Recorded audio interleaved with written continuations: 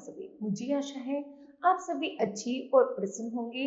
चलिए आज हम पढ़ते हैं पाठ 9। करते हैं इस पाठ की शुरुआत।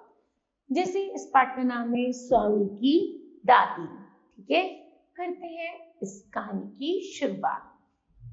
एक शाम क्रिकेट मैदान से लौटकर जब स्वामीनाथन ग्रोव स्ट्रीट चौराहे पर मणि से विदा लेकर घर की तरफ जा रहा था तो उसकी अंतरात्मा उसे कोसने लगी। शाम को एक छोटी सी घटना हो गई थी। स्कूल से घर पहुंचकर वह पुस्तकें फेंककर क्रिकेट मैदान की तरफ भागने ही वाला था कि दादी के कमरे से आवाज आई, स्वामी जरा इधर तो आओ। नहीं, वह हमेशा की तरह चिल्लाया और दूसरे ही क्षण रसोई घर में पहुंचकर जल्दी जल्दी ग्लास से कॉफी पीने लगा। दादी की कांपती हुई चिड़चिड़ाहट भरी आवाज उसे अब भी सुनाई दे रही थी। उस कमजोर सी आवाज में ऐसा कुछ था कि स्वामीनाथन का दिल पसीज गया। बेचारी एक जगह बैठी दूसरों को बुलाती रहती और घर के लोग हैं कि उसकी तरफ कान ही नहीं देते, अर्थात उसकी बात नहीं सुनते थे। काफी खत्म होने के बाद वह दादी के पास गया और पूछा, क्या चाहिए दादी? दादी ने सिर उठाकर देखा और उसे पास बैठने को कहा। इस पर स्वामीनाथन का मूड बिगड़ गया और एक क्षण पहले उसने दादी के प्रति जो सहानुभूति जागी थी वह गायब हो गई। वह बोला, तुम जो कहना चाहती हो जल्दी से कह दो, वरना यह मत समझना कि मैं कोई बेवकूफ हूं। वह बोली, मैं तुम्हें 6 पाई देती हूँ, 3 तुम्हारे लिए, 3 के मेरे लिए नींबू ले आना। उसने अपनी बात को धीरे और चालाकी से रखने की कोशिश की, क्योंकि वह जानती थी पोता क्या जवाब देगा। जब उसने उसे बैठ जाने को कहा था तो यह उसकी पहली चाल थी। हाँ या ना कहने के शिष्टाचार में पड़े बिना स्वामीनाथन ने पैसे ले लिए। दस्तक गिनती खत्म होने से पहले पहले वापस आना होगा। समय की इस पाबंदी ने उसे चिढ़ा दिया। उसने सिक्के वापस देकर कहा, इतनी जल्दी है तो अपने आप जाकर ले आओ। 5:30 बज रहे थे और दिन डूबने से पहले वह क्रिकेट के मैदान में पहुंच जाना चाहता था।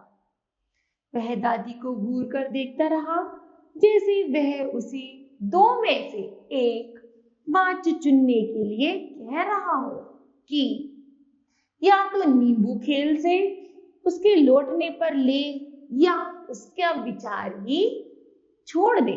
वह बोली, मेरे पेट में जोर का दर्द हो रहा है, भाग कर जाओ और नींबू लाकर मुझे दे जाओ। स्वामीनाथन उसकी बात सुनने के लिए नहीं रुका, किंतु अब खेल का सारा उत्साह और खुशी समाप्त होने और सबको गुड नाइट कहने के बाद ग्रोव और विनायक को मुदाली स्ट्रीट के चौराहे पर उसे अपनी अंतरात्मा का सामना करना पड़ा। उसे दादी की याद आई और उसने अपने को अपराधी अनुभव किया। शायद इस समय भी वह दर्द से तड़प रही होगी। उसे दादी की सजल आंखें तथा ऊपर उठा करुण चेहरा याद आया और उसके दिल में टीस उठी, अर्थात दर्द उठा। उसने अपने को चोर, डरपोक, कृतघ्न और पत्थर दिल कहकर कोसा। इसी आत्मग्लानि की मनोस्थिति में वह घर पहुंचा।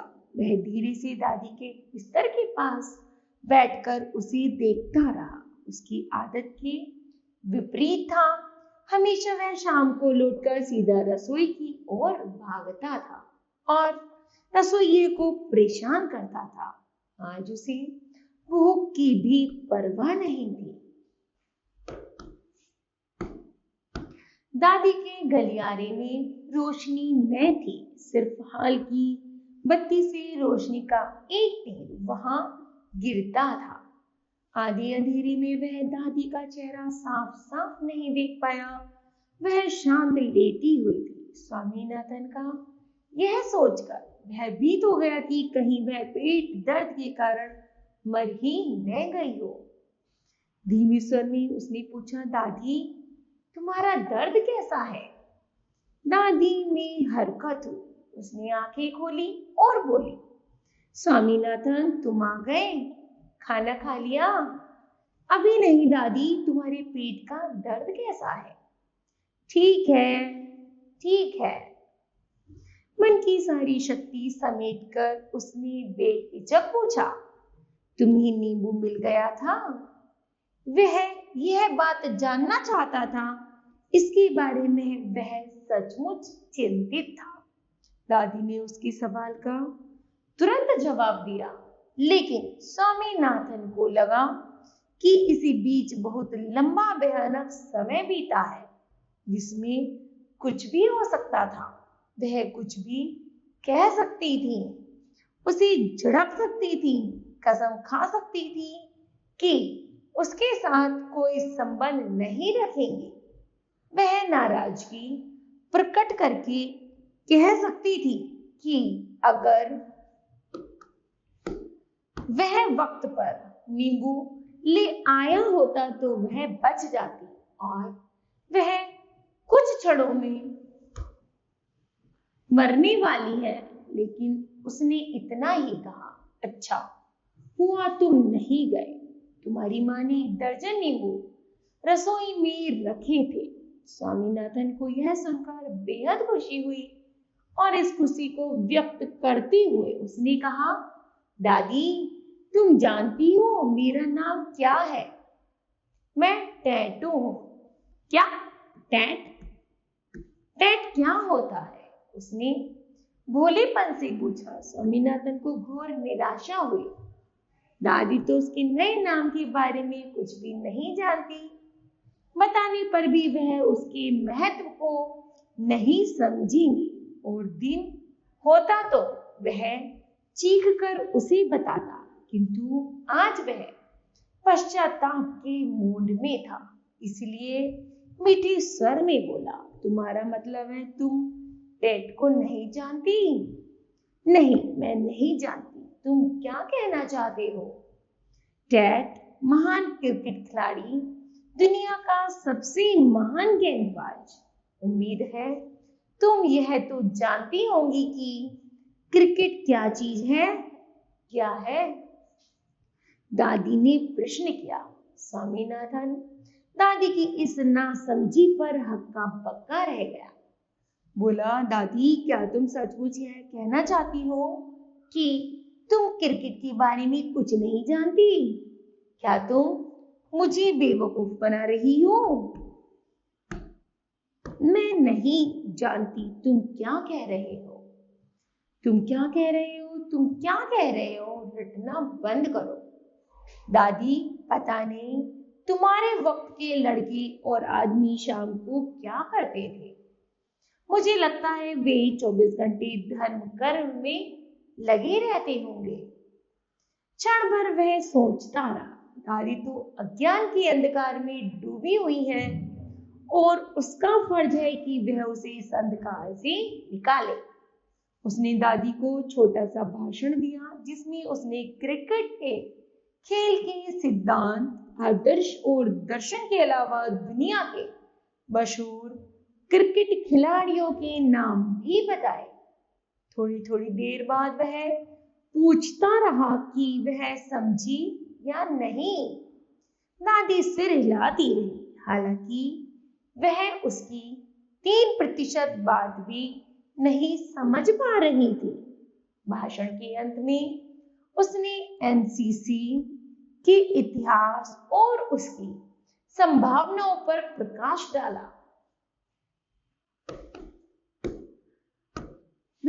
न होता तो पता नहीं हम कहाँ होते। उसने टीम पर सैकड़ों रुपए खर्च किए हैं। बैट बॉल खरीदना मजाक नहीं है, उसके पास बहुत सारे रुपए हैं। हमारी टीम की जानकारी सरकार को भी है। तुम चाहो तो एमसीसी को पत्र लिख सकती हो, तुरंत उसे मिल जाएगा। तुम देखना, हम मालगुडी के सारे कप जीतेंगे और एक दिन हम चेन्नई के खिलाड़ियों को भी बता देंगे कि क्रिकेट का खेल क्या होता है। फिर उसने एक बेहद महत्वपूर्ण बात कही। यह मत समझ लेना कि हमारी टीम में हर ऐरा गैरा शामिल हो सकता है। उसके पिता छोटे बच्चे को गोद में उठाए पीछे खड़े थे। वे बोले, यह क्या भाषण दे रहे हो? स्वामीनाथन ने पिता को नहीं देखा था, अतः वह कुछ घबरा कर बोला, कुछ नहीं पिताजी, कुछ नहीं। अरे मुझे भी तो बताओ। सच, मैं नहीं जानता कि माँ भी खिलाड़ी रही है। क्यों माँ, लगता है स्वामी ने तुम्हें क्रिकेट का अच्छा खासा पाठ पढ़ा दिया होगा।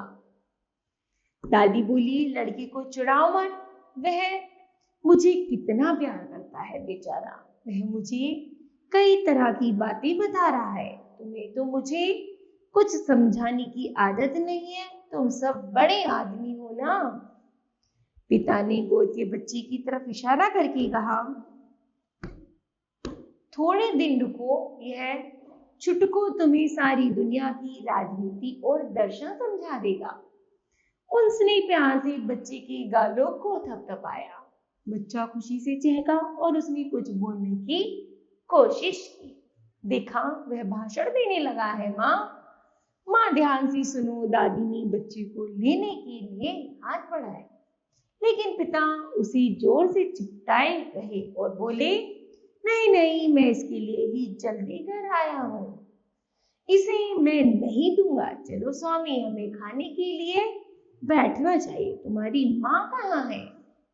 इस तरह बच्चों, यह कहानी समाप्त होती है। बताओ आपको क्या शिक्षा मिली? हमें शिक्षा मिली कि हमें हमेशा अपने घर के बुजुर्गों से अच्छा व्यवहार करना चाहिए। कभी भी उनको चिल्लाकर या ऐसे उनको परेशान नहीं करना चाहिए, बल्कि उनका समय पर कहना मानना और उनके साथ मिलकर अपनी बातें बतानी चाहिए। ठीक है, तो मुझे आशा है बच्चों, यह पाठ आप सभी को समझ आया होगा।